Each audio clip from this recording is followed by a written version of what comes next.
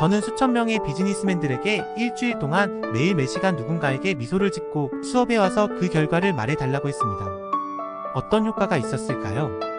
아메리카 증권거래소에서 일하는 윌리엄 스타인하트에게서 편지가 왔습니다. 그의 얘기를 해보도록 하죠.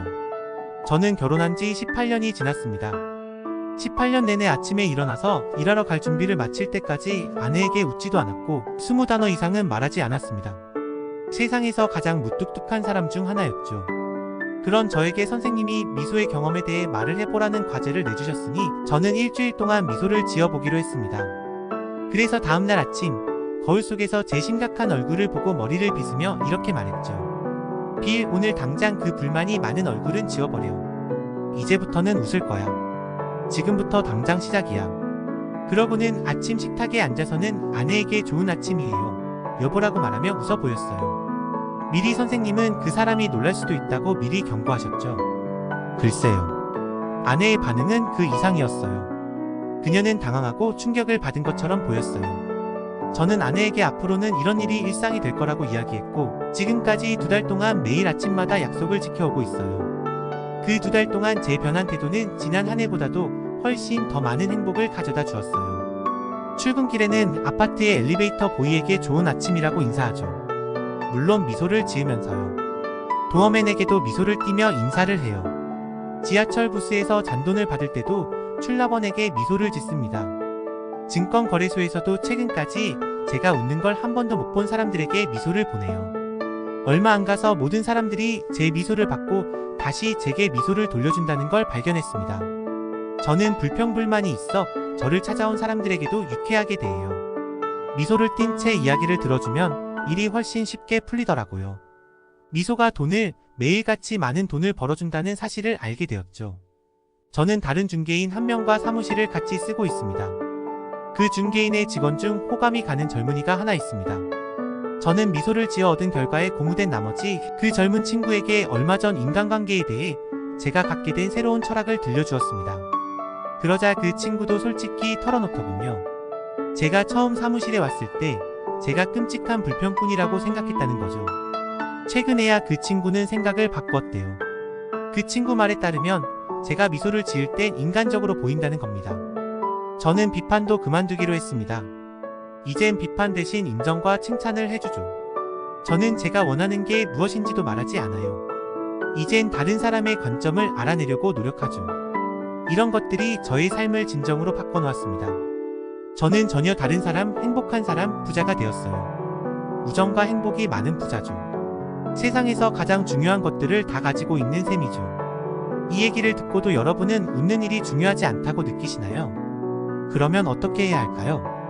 여러분에게는 2가지가 선택지가 있습니다. 첫째, 억지로라도 웃으세요.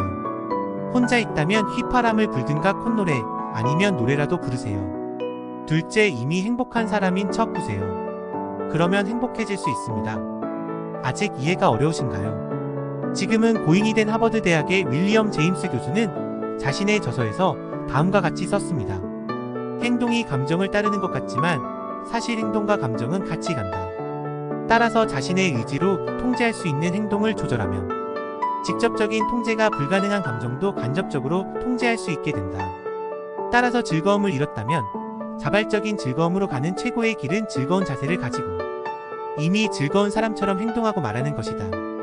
세상 모든 사람들은 행복을 추구합니다. 그런데 행복을 찾는 확실한 방법이 하나 있습니다. 당신의 생각을 통제하면 됩니다. 행복은 외적 상황에 달려있지 않습니다.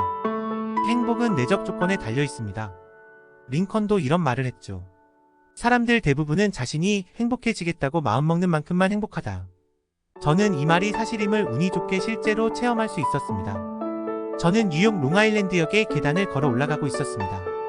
제 앞에는 30,000명 정도의 다리를 저는 아이들이 지팡이나 목발을 짚고 낑낑거리며 계단을 올라가고 있었습니다. 하나에는 다른 사람이 안고 올라가고 있었습니다. 저는 그들이 즐겁게 웃고 있는 것을 보고 깜짝 놀랐습니다. 아이들을 맡고 있던 사람 중 하나에게 그런 이야기를 했더니 그 사람이 저에게 말했습니다. 아, 그렇죠. 아이들은 평생 장애를 가지고 살아가야 한다는 사실을 알게 되면 처음엔 충격을 받아요. 하지만 그 충격을 극복하고 나면 운명에 순응하고 다른 아이들처럼 똑같이 행복해하지요. 그 아이들에게 모자를 벗어 경의를 표하고 싶었습니다. 제가 평생 절대로 잊지 않을 교훈을 가르쳐 주었기 때문입니다.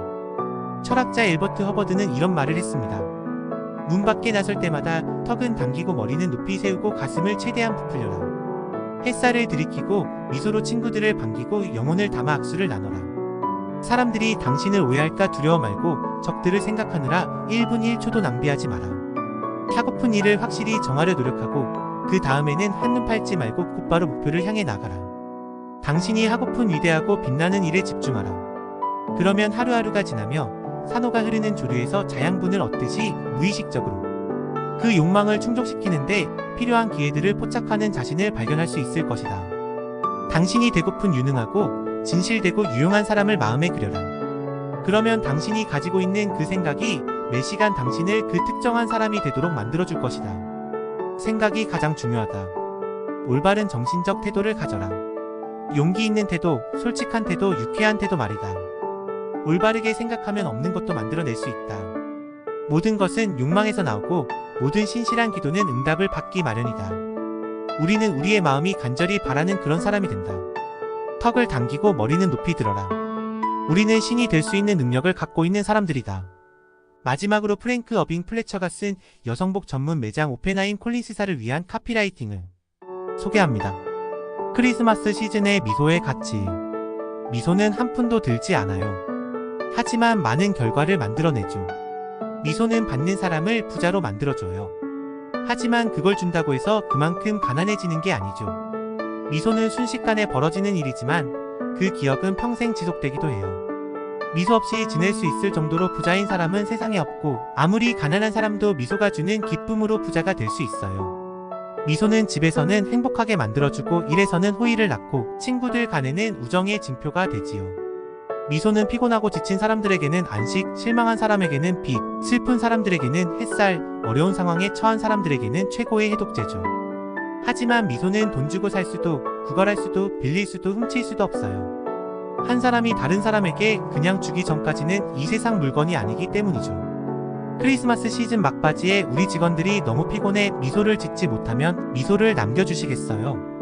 더 이상 미소를 짓지 못하는 사람이야말로 미소를 가장 필요로 하거든요. 그래서 사람들이 당신을 좋아하도록 만드는 두 번째 규칙은 다음과 같습니다. 웃으세요.